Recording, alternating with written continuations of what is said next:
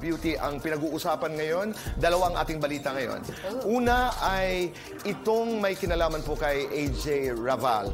It started, nanay, tatay, kapuso, because of, RD, you have to correct me here, dahil nagkaroon ng post Valentine's Day. It was an open declaration of the relationship of Aljur Abrenica at saka sa AJ Raval. Ipinost po ito sa parehong social media accounts, sa IG to be very specific. Pagkatapos, marami nang nangyari po. This is the short of the long story. Pagkatapos, I think on the social media of AJ Raval, may mga iba't ibang komento. Isa dito, medyo masakit pakinggan, no?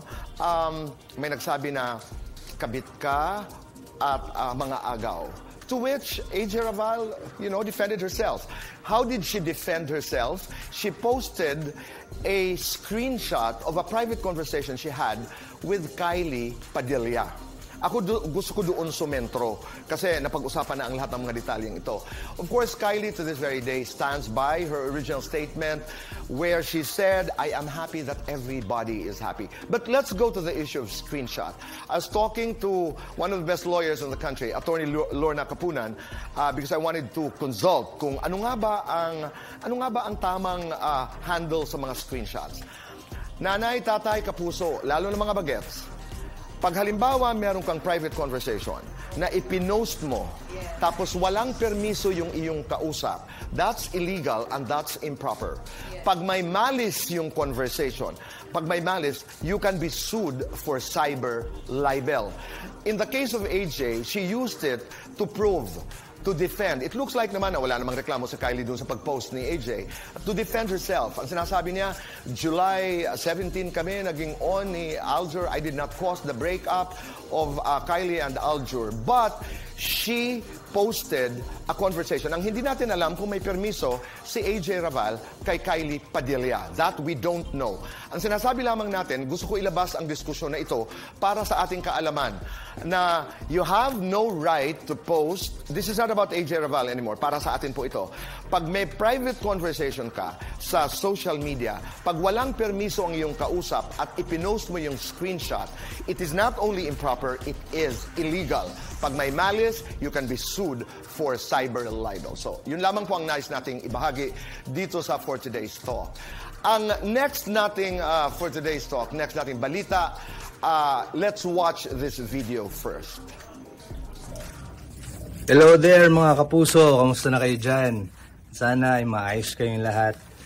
At ngayon ay nais kong kunin tong pagkakataon na to para magpasalamat sa inyo sa inyong ginawang pagtangkilik, pagsuporta sa aming programa dahil yun ay hindi magiging isang matagumpay na proyekto kundi dahil sa mga tumatangkilik, sa mga nanonood, sa mga manonood na kagaya ninyo na sumusubaybay at sumusuporta na walang sawa. At maraming salamat, minahal niyo yung aming show katulad ng binigay naming pagmamahal dito habang ginagawa ito. Kaya maraming salamat. Wala na sigurong hihilingin pa ang isang artist o ang isang actor or actress na mapansin yung kanilang mga pinaghirapang trabaho, lalo na dito sa show na to na talagang pinaghirapan ng bawat isa, magmula sa artista at pati sa mga tao sa likod ng camera. Kaya muli, maraming salamat sa inyong pagtangkilik sa aming programa. Sana po ay patuloy yung panonood hanggang sa huli. Thank you very much at mamimiss ko kayo gabi-gabi. Maraming salamat. See you soon. Maraming salamat, Dennis. Totoo yan, Beauty. What did you say? I just want to be as relaxed as him. So, have you worked with him? No, I haven't, but it's my dream. It's my dream to work with everybody.